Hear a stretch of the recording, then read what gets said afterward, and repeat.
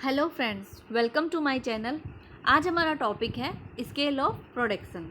Scale of production means किसी firm का अगर लार्ज स्केल पे अगर प्रोडक्शन हो रहा है तो उस फर्म को क्या बचत मिलती है, क्या इकोनॉमीज़ उसको मिलती है इंटरनल लेवल पे और एक्सटर्नल लेवल पे, वो हम आज डिस्कस करेंगे। चलिए क्या क्या पढ़ेंगे हम। फर्स्ट है स्केल ऑफ प्रोडक्शन के अंदर आता है इकोनॉमीज ऑफ स्केल और diseconomies of scale. Economies of scale में हम पढ़ेंगे इंटरनल इकोनॉमीज ऑफ स्केल और external economies of scale. Internal में हम पढ़ेंगे रियल इकोनॉमीज ऑफ स्केल और pecuniary economies of scale. And then external में हम पढ़ेंगे economies of concentration, economies of information, economies of disintegration. Diseconomies of scale में हम पढ़ेंगे इंटरनल डिसइकोनॉमीज ऑफ स्केल और एक्सटर्नल डिसइकोनॉमीज ऑफ स्केल। चलिए start करते हैं। Economies of scale. Economies of scale are cost reductions that occurs when companies increase production। देखो, जैसे जैसे स्केल ऑफ प्रोडक्शन को हम इंक्रीज करेंगे वैसे वैसे कॉस्ट पर यूनिट क्या होता रहेगा, कम होता रहेगा। मीन्स प्रोडक्शन लेवल अगर इंक्रीज होता है तो इकोनॉमीज़ भी इंक्रीज होती है, मीन्स हमको बचत भी मिलती है और हमारी पर यूनिट कॉस्ट जो होती है वो कम होती है। कैसे कम होती है? बहुत से तरीके हैं। जैसे हमने बल्क में माल बाय करके रख लिया है तो हमको बल्क में डिस्काउंट भी मिलता है। लार्ज पैमाने पर अगर हम अब काम कर रही है कोई फर्म तो उसको ट्रांसपोर्ट्स का बेनिफिट्स, मार्केटिंग का बेनिफिट्स, प्रॉफिट्स होता है। इसलिए तो प्रोडक्शन लेवल अगर हमारा जो स्केल है प्रोडक्शन का इंक्रीज करेंगे तो हमारी इकोनॉमीज़ भी इंक्रीज होएगी और पर यूनिट कॉस्ट भी क्या होएगी, डिक्रीज होएगी। अभी इकोनॉमीज ऑफ स्केल जो है उसमें फर्स्ट आता है इंटरनल इकोनॉमीज ऑफ स्केल।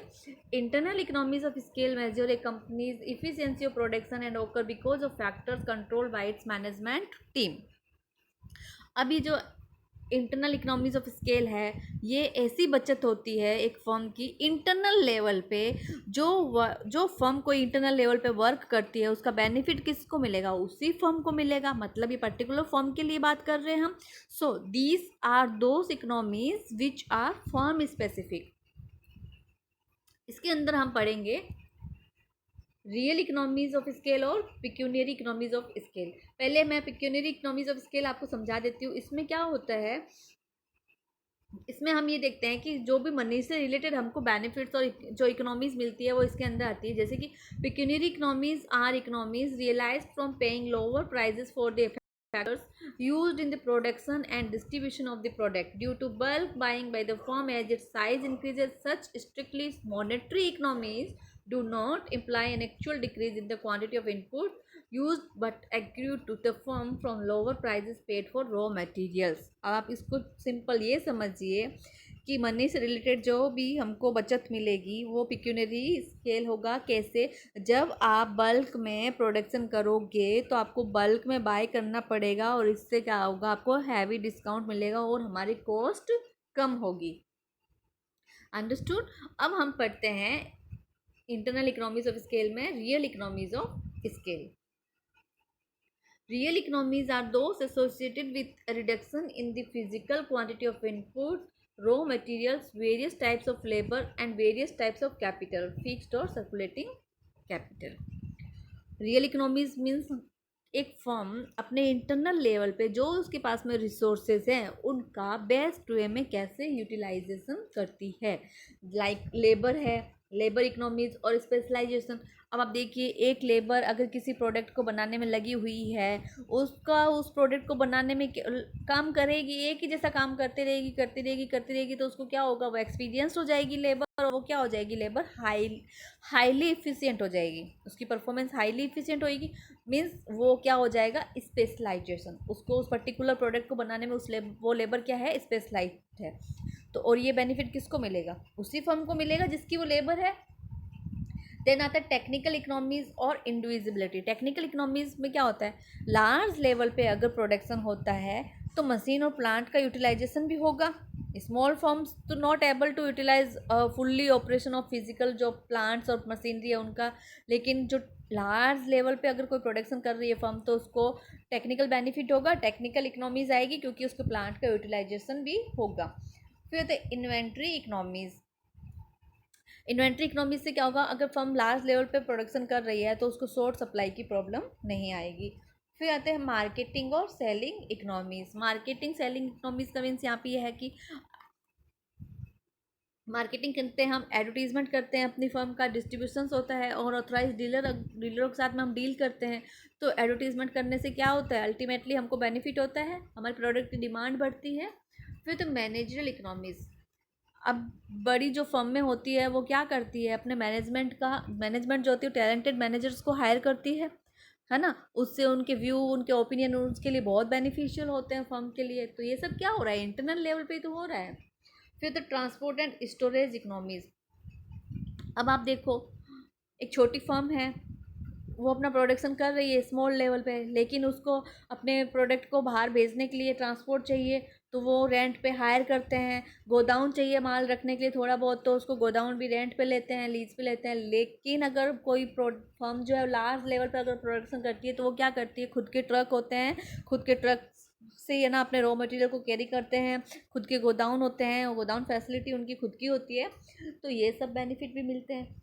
फिर आते हैं risk bearing economies. Risk bearing economies means जो रिस्क होती है वो डाइवर्सिफाई हो जाती है इनपुट्स और आउटपुट्स के अकॉर्डिंग। तो ये था रियल इकोनॉमीज ऑफ स्केल, जो मैंने आपको बताया कि मनी से रिलेटेड नहीं है लेकिन फिर भी उसको बचत मिल रही है, मतलब उसको प्रॉफिट इकोनॉमीज उसको मिल रही है लार्ज पैमाने पर, लार्ज स्केल पर। और पिक्यूनरी इकोनॉमी जो उसको मॉनेटरी टर्म्स में मिलती है। और अब हम पढ़ेंगे external economies of scale.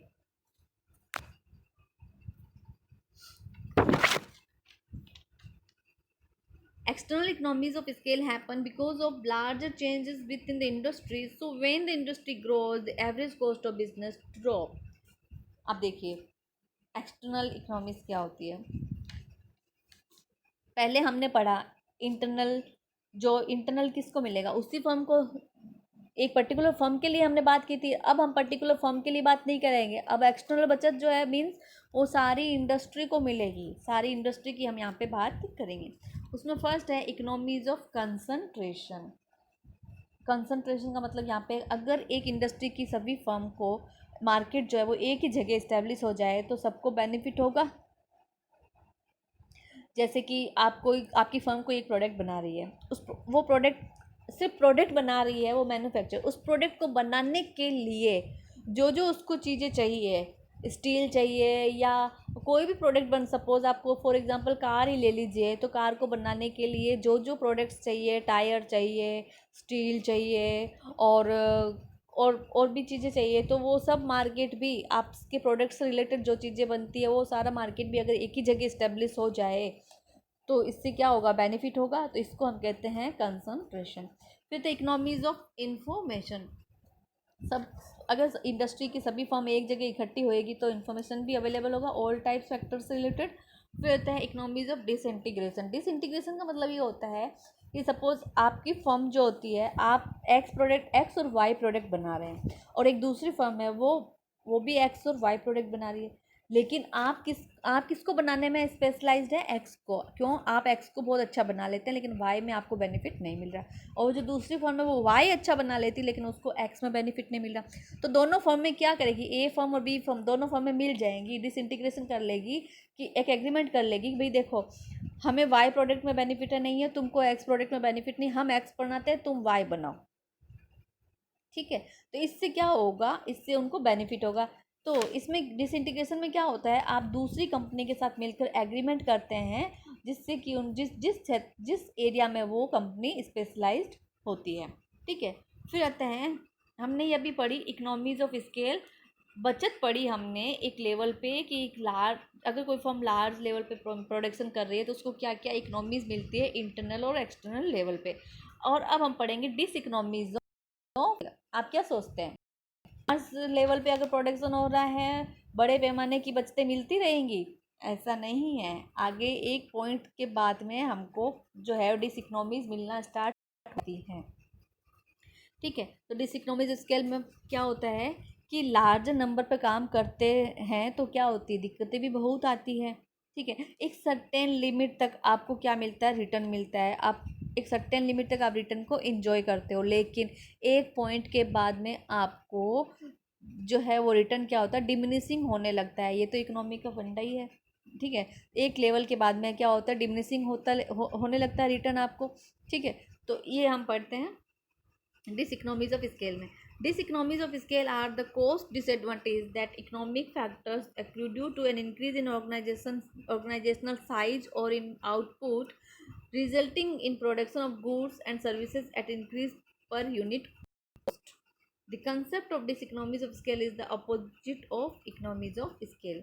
Economies of scale के अपोजिट है ये डिसइकोनॉमीज ऑफ स्केल, क्योंकि वहाँ पे हमको इकोनॉमीज ऑफ स्केल मीन्स कि लार्ज पैमाने पर प्रोडक्शन होने पर हमको इकोनॉमीज मिल रही थी, लेकिन यहाँ पे क्या हो रहा है, डिसइकोनॉमीज, मतलब हम रिटर्न को एंजॉय नहीं कर रहे हैं, हम क्या कर रहे हैं, डिमिनिशिंग रिटर्न को फेस कर रहे हैं। अब ये भी इंटरनल और एक्सटर्नल होता है।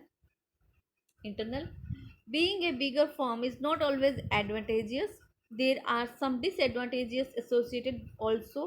The diseconomies are always related to the size of the firm. Internal diseconomies imply to all factors which raise the cost of production of a particular firm. It occurs when its output increases beyond a certain limit. And external diseconomies of scale occur when an industry growing in size causes negative externalities and rising long run average cost. For example, if an industry grows rapidly in size, it may cause traffic congestion. Alternatively, the competition for scarce resources may push up the cost of rent, labor, raw materials. For example, many financial firms wish to set up in the city of London to benefit from the exciting infrastructure, but as a result they face very high cost of renting. Understood. मतलब डिसइकोनॉमीज of scale के अंदर हमको क्या होता है कि एक point के बाद में हमको रिटर्न नहीं मिलता है, हमारा रिटर्न क्या होता है, डिमिनिशिंग होता है। और इंटरनल लेवल पे अगर अगर कोई पर्टिकुलर फर्म की बात करते हैं तो उसको भी अगर प्रोडक्शन हायर होता रहेगा तो एक लेवल के बाद में उसकी जो कॉस्ट है वो क्या होएगी, उसके जो रिटर्न्स है वो कम होंगे और उसकी कॉस्ट जो होगी वो ज़्यादा होने लग जाएगी। और एक्सटर्नल लेवल पे क्या होता है कि कोई जो फर्म की जो इंडस्ट्री है अगर वो साइज़ में ग्रोइंग कर रही है अपने साइज़ को, और लॉन्ग रन में उसकी एवरेज कॉस्ट क्या हो जाएगी, राइज हो जाएगी। आई होप कि आपको मेरा वीडियो समझ में आया होगा। Thank you.